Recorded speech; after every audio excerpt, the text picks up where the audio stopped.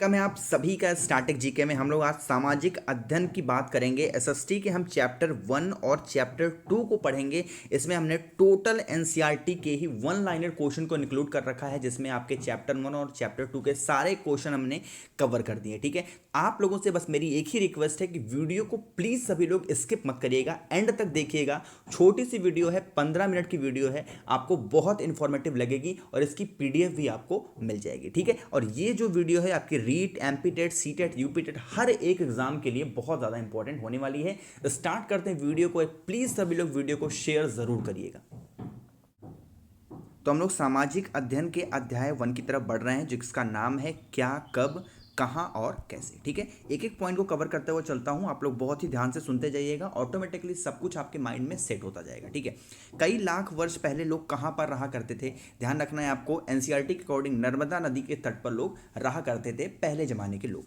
ठीक है, कई लाख साल पहले लोग क्या खाया करते थे? तो जड़ और फल खाया करते थे। मांस मछली वाली बात तो बाद में आती है, लेकिन सबसे पहले वो जड़ और फल ही खाया करते थे। ठीक है, आगे बढ़ते हैं कि जानवरों के शिकार को क्या कहा जाता था? तो उस टाइम पे आखेट कहा जाता था, जो लोग जानवरों का शिकार करते थे। ठीक है, आगे बढ़ते हैं क्वेश्चन नंबर नेक्स्ट पे कि लगभग 8000 वर्ष पूर्व स्त्री और पुरुषों ने क्या उगाना शुरू किया? यानी कि इंसानों के द्वारा सबसे पहली फसल कौन सी उगाई गई? जिसका नाम है गेहूं तथा जौ जैसी फसल। यहाँ पर जैसी इसलिए लिखा हुआ है क्योंकि पहले के लोगों को ये नहीं पता था कि यार इस तरीके से ये दिख रहा है तो इसको हम गेहूं बोलेंगे, ये जौ है ना। वो लोग तो ऐसे ही उगाते थे, वो तो हमारे साइंटिस्टों ने इसका अलग अलग नाम रख दिया कि ये गेहूं है और ये जौ है। ठीक है, नेक्स्ट क्वेश्चन है कि उत्तर भारत में गारो तथा मध्य भारत में कौन सी पहाड़ियां हैं? यानी उत्तर भारत में गारो पहाड़ियां हैं, तो भाई बताओ कि मध्य भारत में कौन सी पहाड़ी है? ये आपको बताना है कि विंध्य पहाड़ियां पाई जाती हैं। आगे बढ़ते हैं नेक्स्ट क्वेश्चन पे, उत्तर पश्चिम में सुलेमान और कौन सी पहाड़ियां हैं? तो उत्तर पश्चिम में एक आपकी पहाड़ी है सुलेमान नाम की और एक है किरधर पहाड़ी पाई जाती है। नेक्स्ट है जहां पर सबसे पहले चावल उगाया गया, वह स्थान कहां पर स्थित है? तो विंध्य के उत्तर में स्थित है वो स्थान जहां पर सबसे पहले चावल उगाया गया था। नेक्स्ट हम बढ़ते हैं क्वेश्चन पे कि सहायक नदियां किसे कहते हैं? देखिए, सहायक नदी यानी कि ट्रिब्यूटरी नदी जो रिवर्स होती हैं वो होती हैं जो बड़ी नदी में आकर के जब कोई छोटी नदी मिल जाती है उसको हम ट्रिब्यूटरी बोलते हैं, यानी सहायक नदी बोलते हैं। वो नदी जो किसी भी बड़ी नदी में मिल जाती है। ठीक है, जैसे कि यमुना जो है वो गंगा की सहायक नदी है। ठीक, नदियों के किनारे कुल आरंभिक नगर कब बसे और कब फले फूले, यानी उनका विकास कब हुआ? तो 4700 वर्ष पहले ही लोग जो है नदियों के किनारे बसना स्टार्ट कर दिया था। नेक्स्ट है कि गंगा व उसकी सहायक नदियों किनारे तथा समुद्री तटवर्ती इलाकों में नगरों का विकास लगभग कितने वर्ष पहले हुआ था? तो ये हुआ था उनका 2500 वर्ष, लगभग 2500 साल पहले ये विकास होना स्टार्ट हुआ था। ठीक है, नेक्स्ट है कि गंगा के दक्षिण में नदियों के आसपास का क्षेत्र प्राचीन काल में किस नाम से जाना जाता था? मध्य, जो कि वर्तमान में बिहार राज्य में है, उसको मध्य जाना जाता था। ठीक है, बहुत से लोग यहां पर कमेंट कर रहे हैं सर पीडीएफ इसकी कहां मिलेगी? पीडीएफ मैं इसको टेलीग्राम ग्रुप पर डाल दूंगा या फिर लिंक के नीचे डिस्क्रिप्शन में हमारी वेबसाइट है, उस वेबसाइट पर भी मैंने इसको अपलोड कर दिया है, वहां पर भी आप इसको एज इट इज पढ़ सकते हैं। ठीक है, नेक्स्ट है कि हमारे देश को प्रायः हम किस नाम से पुकारते हैं? तो आपको पता होना चाहिए, इंडिया या फिर भारत। आगे बढ़ते हैं नेक्स्ट क्वेश्चन पे कि इंडिया शब्द इंडस से निकलता है, हम इसे संस्कृत में किस नाम से जानते हैं? ठीक है, तो अपने इंडिया को हम संस्कृत में सिंधु नाम से भी पुकारते हैं। ठीक है, तो थोड़ी सी अगर आपको आवाज़ आ रही होगी खटपट की, तो हमारे घर के बगल में थोड़ी सी आवाज़ हो रही है, तो थोड़ा मैनेज करिएगा। नेक्स्ट है कि लगभग 2500 वर्ष पूर्व उत्तर पश्चिम की ओर से आने वाली ईरानियों और यूनानियों ने सिंधु को किस नाम से पुकारा? हम लोग इंडिया को संस्कृत में सिंधु बुलाते हैं, अब कह रहा है कि यूनानी और यूरोपियों ने इसको किस नाम से पुकारा? तो इन्होंने हिंदोस और इंदोस के नाम से पुकारा था। ठीक है, नेक्स्ट है किस नदी के पूर्व में स्थित भूमि प्रदेश को इंडिया कहा गया? तो भूमि प्रदेश अभी मैंने आपको बताया, सिंधु नदी के पूर्व को हम इंडिया कहे। ठीक है, आगे बढ़ते हैं, भारत नाम का प्रयोग कहां पर रहने वाले लोगों के एक समूह के लिए किया गया था? तो भारत का पश्चिम में जो लोग रह रहे थे उनके लिए भारत नाम का इस्तेमाल किया गया था। नेक्स्ट है कि अतीत के हाथ से लिखी गई पुस्तक को क्या कहते हैं? तो यार ये जो पुस्तक आपके बहुत पहले लिखी जाती थी अलग लैंग्वेज में, उसको हम पांडुलिपि कहते थे। ठीक है, एक इमेज आपको दिखा रहा हूं, पांडुलिपि एक्चुअली में दिखती कैसी है ये देख सकते हो आप, कुछ इस तरीके से इमेज है और इस तरीके से ही लिखी जाती थी पांडुलिपि। इसको ना आप पढ़ सकते हो, इसको मैं कितना भी जूम कर दूंगा ना इसको आप पढ़ पाओगे ना इसको आप समझ पाओगे, कुछ इस तरीके से जो है लिखी जाती थी आपकी यहाँ पर पांडुलिपि। ठीक है, चलिए आगे बढ़ते हैं नेक्स्ट पे। तो नेक्स्ट पॉइंट हमारा है कि अंग्रेजी में पांडुलिपियों को किस नाम से जानते थे? तो हिंदी में हम लोग उसको पांडुलिपि कहते हैं, लेकिन इंग्लिश में इसको हम मैन्युस्क्रिप्ट कहते हैं। ठीक है, नेक्स्ट है कि पांडुलिपियों को प्रायः किस पर लिखा जाता था। ठीक है, ये जो आपको देखा होगा ये पेज जो है, अब ये पूछ रहा है कि किस पेज पर ये लिपि लिखी गई है। ठीक है, समझने की कोशिश करिएगा। जो ताड़ के पत्ते होते हैं या फिर जो हिमालय क्षेत्र में उगने वाले मूर्ज नामक पेड़ की छाल जो होती है, उसी के तरीके से विशेष तरीके से जो भोजपत्र होता है उसी पर लिखे जाते थे ये पांडुलिपि। ठीक है, आगे बढ़ते हैं नेक्स्ट हमारे क्वेश्चन पे कि पांडुलिपि लगभग कितने हजार साल पहले की लिपि है। तो ये लगभग 1000 साल पहले की लिपि मानी जाती है। ठीक है, नेक्स्ट हम बढ़ते हैं क्वेश्चन पे कि पांडुलिपि कहाँ से प्राप्त हुआ था। तो जो पांडुलिपि आपकी है वो पांडुलिपि मंदिरों से या फिर विद्वानों के द्वारा इसको विकसित किया गया था। ठीक है, पूरी एनसीईआरटी बेस्ड आपको पढ़ा रहा हूं, कहीं से भी इधर उधर से आपको एक भी क्वेश्चन नहीं मिलने वाला है। टोटल एनसीईआरटी है, बिल्कुल आप निश्चिंत होकर पढ़ सकते हैं। 100% क्वेश्चन आपके एसएसटी के अगर आपके एग्जाम में आते हैं तो यहीं से आएंगे। ठीक है, अब वो जमाना आ गया कि गौतम बुद्ध का जन्म कहाँ पे हुआ था, ये सब चीजें अब नहीं पूछी जाती, rarest in the rarest case में पूछी जाती हैं, वो भी रीट सीटेड यूपीटेड जैसे एग्जाम्स में। ठीक है, नेक्स्ट हमारा क्वेश्चन है कि पांडुलिपि की विशेषता क्या क्या है। तो ध्यान रखना है, पांडुलिपि में धार्मिक मान्यताओं व व्यवहार, राजाओं के जीवन, औषधि, विज्ञान और महाकाव्य, कविताएं आदि सभी प्रकार की चर्चाएं मिलती हैं। देखो ये चीज़ें इसलिए मिलती हैं क्योंकि पहले के लोगों को यही लिपि ही आती थी, तो जो कुछ भी लिखी जाती थी इसी लिपि में लिखी जाती थी, तो दुनिया की जितनी चीज़ें हैं सारी चीज़ें इसमें आ जाती हैं। ठीक है, नेक्स्ट है कि लगभग 1000 साल पहले लोग किताब बनाने के लिए किसका इस्तेमाल करते थे। तो अभी मैंने आपको बताया था कि ताड़ के पत्तों को काटकर उनको अलग अलग हिस्सों से बांध दिया जाता था और उससे हम किताब बना लेते थे लोग। ठीक है, आगे बढ़ते हैं कि अभिलेख क्या है। ठीक है, क्वेश्चन आपके एग्जाम बनता है भाई अभिलेख क्या है। 4 ऑप्शन आएंगे, अब उनमें से आपको बता रहा हूँ। पत्थर अथवा धातु जैसी अपेक्षाकृत कठोर सतहों पर उत्कीर्ण किए गए लेख मिलते हैं, उसी को हम अभिलेख कहते हैं। ठीक है, देखा होगा आपने कि पत्थरों पर कुछ निशान बने होते हैं, बहुत बड़ी गुफाएं होती हैं, उन गुफाओं में कुछ निशान बने होते हैं, तो लोग कहते हैं कि यार यहाँ पर एक अभिलेख मिला है, वही होते ही अभिलेख, कोई चिन्ह मिल जाए प्राप्त आपको। ठीक है, नेक्स्ट है कि अफगानिस्तान के कौन सी जगह से 2250 वर्ष पुराना अभिलेख कहाँ से प्राप्त हुआ है। तो अफगानिस्तान में एक अभिलेख प्राप्त हुआ है, वो हुआ था कंधार से। ठीक है, आगे बढ़ते हैं नेक्स्ट हमारे क्वेश्चन पे कि पत्थर और ईंट से बनी हुई इमारतों के लिए अवशेष चित्रों तथा मूर्तियों का अध्ययन करने वालों को क्या कहते हैं। जो लोग पुरानी चीज़ों का अध्ययन करते हैं, ये चीज़ देखते हैं कि अभिलेख कहाँ से प्राप्त हुआ है, उनको हम कहते हैं पुरातत्वविद। ठीक है, आगे बढ़ते हैं, पात्रों या बर्तनों का उपयोग कितने वर्ष पहले हुआ था। जो बर्तन आज हम लोग इस्तेमाल कर रहे हैं, चाहे मिट्टी के हों चाहे जैसे हों, तो वो 4700 वर्ष पूर्व ही हुए थे इस्तेमाल सबसे पहले। ठीक है, मिट्टी के ही रहे होंगे, आजकल तो हम स्टील और लोहे के इस्तेमाल करते हैं, लोहे वगैरह पहले नहीं थे। सिक्के का प्रयोग कितने हज़ार साल पहले हुआ था। सबसे पहले 25,000 साल पहले सिक्कों का इस्तेमाल किया गया था। ठीक है, लेकिन जो वहाँ के पहले के जो सिक्के थे वो बहुत ही अच्छे मटेरियल के बने होते थे, आज के जो सिक्के हैं इनसे बहुत ही अलग हुआ करते थे। ठीक है, नेक्स्ट है कि पांडुलिपि अभिलेखों तथा पुरातत्व से ज्ञात जानकारी के इतिहासकार प्रायः कौन से शब्द का प्रयोग करते थे। तो ये स्रोत शब्द का इस्तेमाल किया करते थे। ठीक है, आगे हम बढ़ते हैं नेक्स्ट पे कि अंडमान द्वीप के अधिकांश लोग अपना भोज कहाँ से प्राप्त करते थे। तो मछलियों से और फल फूलों से प्राप्त किया करते थे, जो भी अंडमान द्वीप के लोग अपने खाने के इस्तेमाल करते थे। ठीक है, ई पू का मतलब क्या है कि ईशा पूर्व का मतलब क्या है, सिंपल पूछ रहा है। तो ईशा से पहले, ईशा मसीह का नाम आपने सुना होगा, क्रिश्चियन लोग मैक्सिमम इनकी पूजा करते हैं, तो इनके जन्म से पहले का जो टाइम होता है उसको हम ईशा पूर्व कहते हैं। ठीक है, कभी कभी हम तिथियों के पहले एडी लगा देते हैं, उस एडी का मतलब क्या है, तो उसका मतलब होता है एनो डोमिनी। ठीक है, आगे बढ़ते हैं कि एनो डोमिनी 2 लैटिन शब्द से बना है तथा इसका तात्पर्य क्या है। ठीक है, इसका मतलब क्या होता है,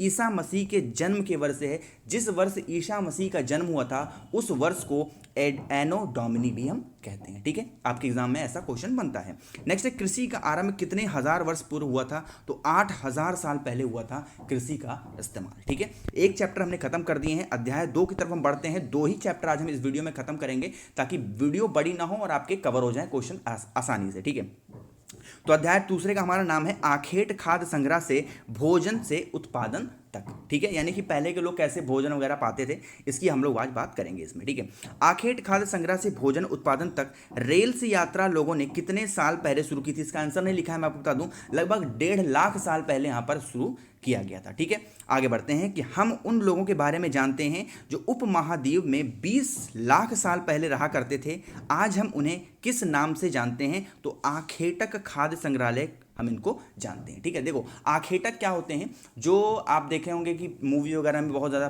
पेड़ पत्ते पहने रहते थे, सब लोग पत्ते वगैरह पहन करके, भाला वगैरह लेकर के, शिकारी आप कह सकते हो, आज के टाइम के शिकारी हुआ करते थे पहले के लोग, आखेटक हम उनको कहते हैं। ठीक है, या फिर ये क्वेश्चन आपके एग्जाम में ऐसा ही बनता है कि लोगों को 20 लाख साल पहले भोजन का इंतजाम करने की विधि के आधार पर उन्हें क्या कहते थे। ये मारते थे जानवरों को और बहुत सारे जानवरों को मार देते थे, पेड़ और काट देते थे, इनको हम आखेटक भी कहते थे। ठीक है, आगे बढ़ते हैं नेक्स्ट पे कि लाखों साल पहले लोग अपने खाने का इंतजाम कैसे करते थे। तो आपको पता होना चाहिए सबसे पहले लोग क्या करते होंगे, जंगली जानवरों को खाते होंगे, पेड़ पौधे खाते होंगे, पत्तियों को खाते होंगे, जड़ों को खाते होंगे, है ना, इन सभी चीज़ों को करते थे। और यहाँ पर वही चीज़ें लिखी हुई हैं, चिड़ियों को पकड़ते थे, फल फूल अंडा ये सारी चीज़ें खाया करते थे पहले के लोग। ठीक है, नेक्स्ट है कि आखेटक खाद्य संग्राहक समुदाय के लोगों को घुमक्कड़ क्यों कहते थे। देखो उनको घुमक्कड़ इसलिए करते थे क्योंकि पहले, आज भी लोग खाने के लिए इधर उधर भटकते हैं, पहले भी लोग खाने के लिए इधर उधर भटकते थे, वो लोग किसी एक जगह टिकते नहीं थे, इसीलिए उनको क्या कहते थे, हम घुमक्कड़ भी कहा करते थे। ठीक है, तो वीडियो अगर आपको थोड़ी सी भी पसंद आ रही है, इन्फॉर्मेटिव लग रही है, यूजफुल लग रही है, तो यार एक बार सभी लोग लाइक बटन पे प्रेस करिएगा।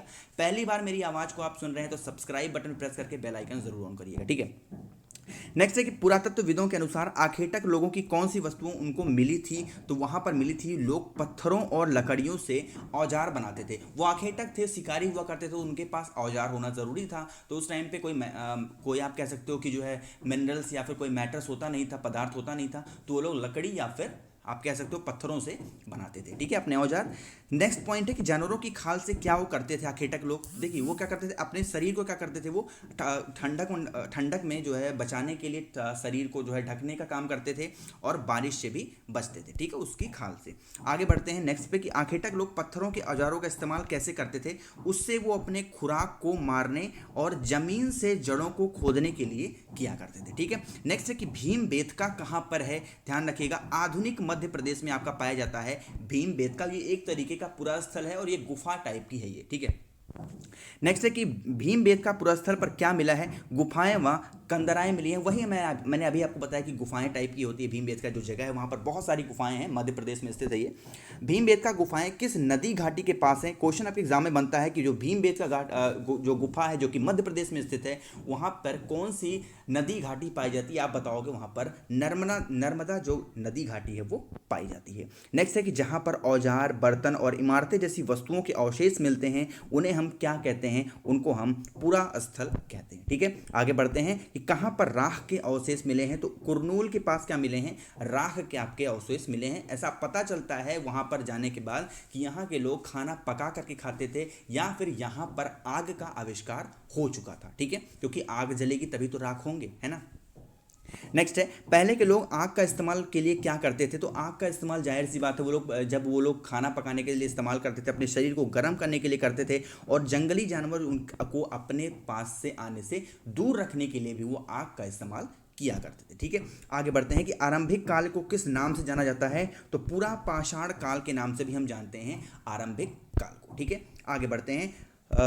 पूरा पाषाण काल को कितने भागों में बांटा गया है। क्वेश्चन आपके एग्जाम में बनता है तो आप बताओगे कि इसको 3 भागों में बांटा गया है और वो नाम कौन कौन से हैं। आरंभिक काल, मध्य पुरा पाषाण काल और नेक्स्ट है हमारा उत्तर पुरा पाषाण युग। ठीक है, इन 3 भागों में बांटा गया है पुरा पाषाण काल को। ठीक है, मैं थोड़ा जल्दी जल्दी चल रहा हूँ ताकि ये सारी वीडियो वन लाइनर है, तो आपको सिर्फ बताता चलूँगा, आप सुनते जाओगे, ऑटोमेटिकली सारी चीज़ें आपके दिमाग में सेट हो जाएंगी। एक बार पीडीएफ आप लोग देख लेना हमारे टेलीग्राम ग्रुप से, और वेबसाइट की लिंक भी नीचे डिस्क्रिप्शन में है, वहाँ से भी आप इसको आसानी से पढ़ सकते हैं। ठीक है, मानव इतिहास की लगभग 99% घटनाएं किस युग में घटित हुई हैं। तो 99% जो घटनाएं हैं वो आपकी पूरा पाषाण काल में घटित हुई हैं। ठीक है, नेक्स्ट है, किस काल में हमें पर्यावरण बदलाव मिलते हैं, उस काल को हम क्या कहते हैं, मध्य पाषाण युग कहते हैं। वहाँ पर पर्यावरण बदलाव देखने को मिले, वहाँ पर जैसे आप कह सकते हो कि मई जून के महीने में गर्मी पड़ी, दिसंबर जनवरी के महीने में ठंडक पड़ी, ठीक है, जुलाई अगस्त महीने में बरसात हुई। तो ये जो पर्यावरण परिवर्तन है ये आपको देखने को मिले मध्य पाषाण युग में। ठीक है, नेक्स्ट है कि मध्य पाषाण युग को और किस नाम से जाना जाता है। तो इसको हम मेसोलिथ के नाम से भी जानते हैं। नेक्स्ट है कि मध्य पाषाण युग कितने सालों से कितने हजार साल तक माना जाता है। तो इसको 18,000 से 10,000 तक का हम इसको मानते हैं कि ये युग वहाँ का था। ठीक है, आगे बढ़ते हैं कि सबसे पहले जिस जंगली जानवर को पालतू बनाया गया वो कौन सा था। तो कुत्ते का जो जंगली पूर्वज हुआ करते थे, आप कह सकते हो कि जंगली कुत्ता जो है वो उनका सबसे पहला पालतू बनाया गया था, उन्होंने सबसे पहले पालतू जानवर बनाया। ठीक है, नेक्स्ट है कि जंगली जानवर की तुलना में पालतू जानवर कैसे होते थे। तो ऐसे होते थे, पालतू जानवर के पास तो बड़े बड़े दांत होंगे नहीं, बड़े बड़े नाखून होते भी हैं तो लोग कटवा देते हैं, तो वही परिवर्तन पूछ रहा है, तो उनके दांत और सींग छोटे होते थे जो पालतू होते थे, ठीक है, जंगली से अलग होते थे। नेक्स्ट है कि बसने की प्रक्रिया लगभग कब शुरू हुई। जैसे होता नहीं कि मैं गांव से शहर की तरफ बस रहा हूं, तो ये जो बसने की प्रक्रिया है ये आपकी 12,000 साल पहले ही शुरू हो गई थी, ठीक है। आगे बढ़ते हैं, कृषि की अपनाई गई प्राचीनतम फसल कौन सी है, मैंने पहले ही बताया था आपको, गेहूं और जौ। नेक्स्ट है, कुत्ते के बाद पालतू पशु कौन आए, तो भेड़ और बकरी आए कुत्ते के बाद, जो लोगों ने पालतू बनाना स्टार्ट किया, ठीक है। नेक्स्ट है, कृषि का आविष्कार किस युग में हुआ था, मैंने अभी आपको बताया नवपाषाण काल में ही हुआ था कृषि का आविष्कार, लगभग 8,000 साल पहले, ठीक है।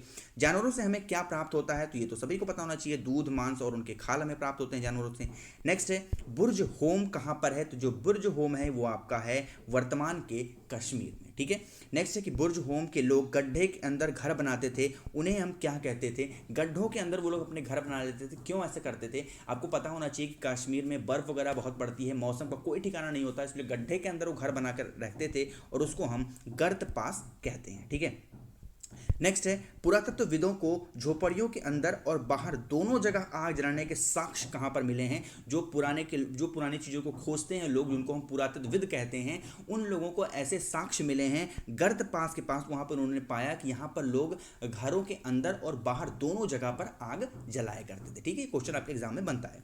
नेक्स्ट है, किस युग में बहुत सारे जगहों पर पत्थरों के औजार मिले हैं और वो कौन सी जगह है, तो नवपाषाण युग हुआ है, ठीक है। आगे बढ़ते हैं, ईरान जाने वाले सबसे महत्वपूर्ण रास्ते किस दर्रे के पास एक हरा भरा समतल स्थान है, तो इसको हम बोलन दर्रा कहते हैं, ठीक है।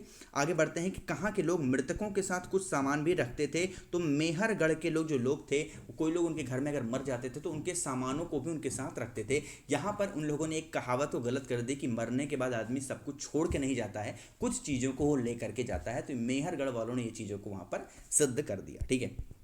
आगे बढ़ते हैं कि फ्रांस के गुफे का चित्र कितने साल पुराने हैं। फ्रांस में आपको पता होना चाहिए, अगर आपको नहीं पता एक बार सर्च करिए गूगल पे, फ्रांस में आपको बहुत ज़्यादा ऐतिहासिक चीज़ें देखने को मिलेंगी, ठीक है। वही कह रहा है कि गुफे के जो चित्र जो हैं वो कितने साल पुराने हैं, तो लगभग 10,000 से 20,000 साल पुराने वो माने जाते हैं, ठीक है। नवपाषाण काल युग के सबसे प्रसिद्ध पुरास्थलों में एक चताल ह्यूमक कहाँ पर है, तो चताल ह्यूमक मुझे एक्चुअली पता नहीं है, इसको रट लीजिएगा, ये आपका तुर्की में स्थित है, ठीक है। नेक्स्ट हम बढ़ते हैं क्वेश्चन पे कि चकमक पत्थर, लाल सागर और कौड़ियाँ तथा भूमध्य सागर, ये सीढ़ियाँ कहाँ पर से लाई गई हैं, तो ये आपकी सीरिया से लाई गई हैं। ध्यान रखिएगा, एक तरीके का पत्थर होता है चकमक, लाल सागर की कौड़ी, आपने कौड़ी देखा होगा समुद्र गर्भ में पाई जाती हैं, ये सारी कहाँ से लाई गई हैं, ये आपकी सीरिया से लाई गई हैं। आगे बढ़ते हैं नेक्स्ट क्वेश्चन पे कि मेहरगढ़ में बस्ती का आरंभ कब हुआ था। मैंने अभी आपको बताया था 10,000 से 20,000 साल पहले चीज़ें हुई थी, तो 10,000 साल पहले, ठीक है। नेक्स्ट हमारा क्वेश्चन है कि नवपाषाण काल कब आरंभ हुआ था, तो लगभग 10,000 साल पहले आपका नवपाषाण काल आरंभ हुआ था, ठीक है। तो ये हमने चैप्टर 1 आपके और चैप्टर 2 हमने आपको यहाँ पर खत्म कर दिया। आई होप कि आपको वीडियो ज़रूर इन्फॉर्मेटिव लगी होगी। इसका आपको लिंक नीचे डिस्क्रिप्शन में मिल जाएगा, वहाँ से आसानी से आप इसको पढ़ सकते हैं, कोई दिक्कत नहीं है। अगर ये वीडियो आपने पूरी देखी होगी तो आप एक बार पढ़ लोगे, आपको चैप्टर 1 और चैप्टर 2 SST का बिल्कुल रट जाएगा, ठीक है। तो thank you so much for watching this video. इसको शेयर करिएगा अपने दोस्तों के साथ ताकि मैक्सिमम लोगों तक ये वीडियो पहुंच पाए, ठीक है। चलिए।